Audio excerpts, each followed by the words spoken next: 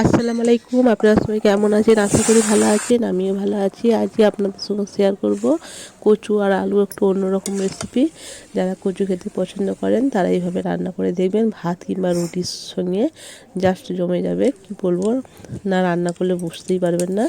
পুরো ভিডিওটা দেখবেন স্কিপ না করে। আশা করি ভালো লাগবে। যদি কোনো কিছু ভালো লাগে লাইক দেবেন, চ্যানেল নতুন হলে চ্যানেলকে সাবস্ক্রাইব করে পাশে থাকবেন। এখানে আমি 500 কচু নিয়েছি। কচুটাকে বটির সাহায্যে এভাবে ছিলে নিচ্ছি। কচুটা ছোট বড় দুরকম পাইলে আছে। লম্বা লম্বা কচুগুলোকে আমি দুভাগ করে নেব, আর ছোটো ছোটোগুলোকে আমি আর ভাগ করব না, একই সাইজ রেখে দেবো। দেখুন এইভাবে কচু আলু সবই আমি কেটে নিয়েছি। আলুর ভাগটাও আমি এইভাবে লম্বা লম্বা করে রেখেছি। কচু আর আলুটাকে আমি 3-4 পানিতে ভালো করে ধুয়ে নেওয়ার পরে আর একবার ভালো করে ধুয়ে পানিটা আলাদা করে নিচ্ছি কচু থেকে। কচু আর আলুর মধ্যে দেখুন অন্য কড়া বসিয়ে দেওয়ার পরে কচু আর আলু ঢেলে দিলাম, দিয়ে এখানে পানি দিয়ে দিচ্ছি। আমি 2-3 মিনিট এটা একটু সেদ্ধ করে নেব। সেদ্ধ করব না, ঠিক খুব ফুটিয়ে নেব। লবণ দিয়ে দিলাম, শুধুমাত্র লবণ দিতে হবে, আর কোনো মশলা দেওয়ার দরকার নেই। হলুদ গুঁড়োও দিতে হবে না। লবণ দিয়ে 2 মিনিটের মতন ভালো করে ফুটিয়ে নিলেই হয়ে যাবে।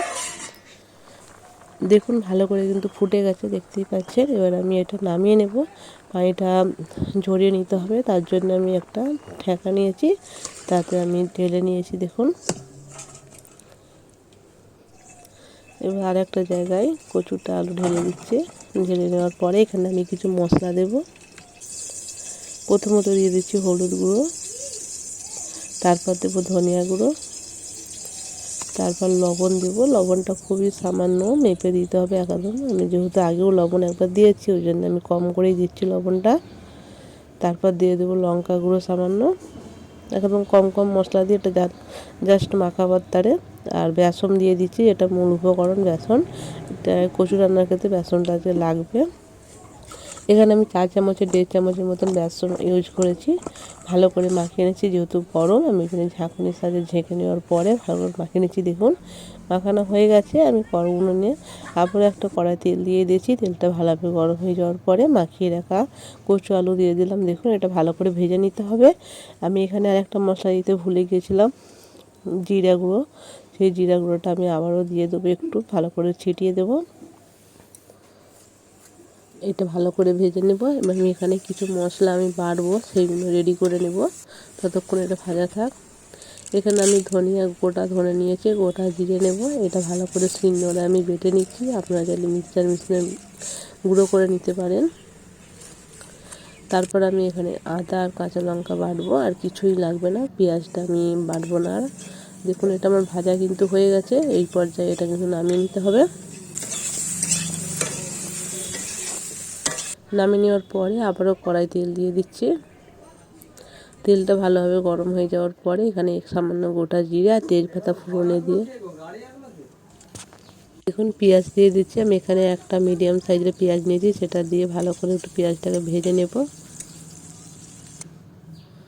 আর পেঁয়াজটা ভাজা হয়ে গেছে। এখানে আমি বেটে রাখা মশলাগুলো দিচ্ছি। দেখুন প্রথমে দিচ্ছি আদা কাঁচা লঙ্কা বাটা, তারপর দেবো ধনিয়া জিরে গোটা জিরে বেটে রেখেছিলাম, সেটা দিয়ে দিচ্ছি। দিয়ে ভালো করে পেঁয়াজের সঙ্গে এটা একটু কষিয়ে নিতে হবে, ভাজা ভাজা করে নিতে হবে। আর দেখুন এরকম করতে করতে কিন্তু ভাজা হয়ে গেছে, এবার শুকিয়ে আসছে। এবার এখানে কিছু মশলা দিয়ে দেবো, নিচে নাই লেগে যাবে। লবণ দিয়ে দিচ্ছি, আর লঙ্কা গুঁড়ো দিয়ে দিলাম, হলুদ গুঁড়ো দিয়ে দিচ্ছি। দিয়ে ভালো করে মশলাটাকে অল্প অল্প পানি দিয়ে একটু কষিয়ে নেব।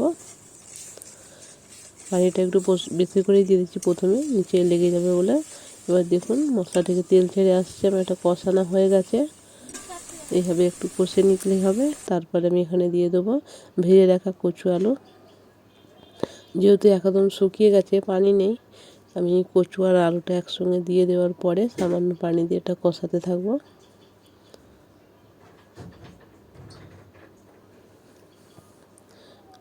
একদম শুকনো হয়ে গেছে, ওই জন্য অল্প করে একটু পানি দিয়ে দিলাম। দিয়ে ভালো করে এটা 3-4 মিনিটের মতন কষে নিতে হবে। অল্প অল্প পানি দিয়ে যত সুন্দর করে কষাবেন তার টেস্টটা কিন্তু দারুণ হবে। দেখতেই পাচ্ছেন মশলার সঙ্গে কচু আলু পুরো লেগে গেছে। যদি কোনো অংশ ভালো লেগে থাকে অবশ্যই পাশে থাকবেন, একটা লাইক দিয়ে ভিডিওটা দেখবেন। এইভাবে কচু আলু একবার রান্না করে দেখবেন, বারবার খেতে ইচ্ছা করবে কিন্তু এইভাবে যদি রান্না করেন। এটা আমার কষানো হয়ে গেছে, এবার আমি এখানে পানি দিয়ে দিচ্ছি। আমি এখানে কিন্তু গরম পানি দিচ্ছি। এটা গায়ে গায়ে হবে, বেশি ঝোল হবে না। কচু বরবটি, কচু আর আলুর ঝোলটা কিন্তু গায়ে গায়ে থাকবে। আমি ঢাকনা দিয়ে দিচ্ছি, সেদ্ধ হয়ে যাওয়ার পরে ফিরে আসছি। আমি সেদ্ধ হয়ে যাওয়ার পরে ফিরে এসেছি। এখানে কিন্তু কচু আলু দুটোই সেদ্ধ হয়ে গেছে ভালোভাবে। সেদ্ধ এবার আমি এটা নামিয়ে রেখে দিয়েছি। এখন কিন্তু রান্না আমার হয়নি কিছু। এখানে আর একটা জিনিস করব, সামান্য তেল দিয়ে দেওয়ার পরে এখানে বেসন দিয়ে দিচ্ছি 2 টেবিল চামচ। দেখুন বেসনটাকে কিন্তু তেলের সঙ্গে ভেজে নিতে হবে, একদম একটা সুন্দর কালার চলে আসবে এরকম নাড়াচাড়া করতে করতে। দেখুন কালারটা চেঞ্জ হয়ে গেছে। এই পর্যায়ে এটা নামিয়ে নিতে হবে। নামিয়ে এই যে কচু আলুর তরকারিতে ঢেলে দিতে হবে সরাসরি। তারপরে এটাকে আবারও উনুনে বসাবো। আমি বসে এখানে গরম মশলা ছিটিয়ে দিচ্ছি। এবার নাড়াচাড়া করে 2 মিনিট বসিয়ে রাখলে কিন্তু রান্না আমার হয়ে গেছে।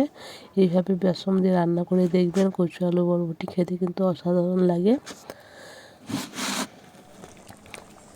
2 মিনিটের মতো এখানে আমি বসিয়ে রেখে দেবো। তারপরে একটা জায়গায় দেখুন পরিবেশন করেছি, ঢেলে নিয়েছি। দেখুন কত সুন্দর হয়েছে। এতে কিন্তু রুটি জমে যাবে। এখানে ভিডিওটা শেষ করছি।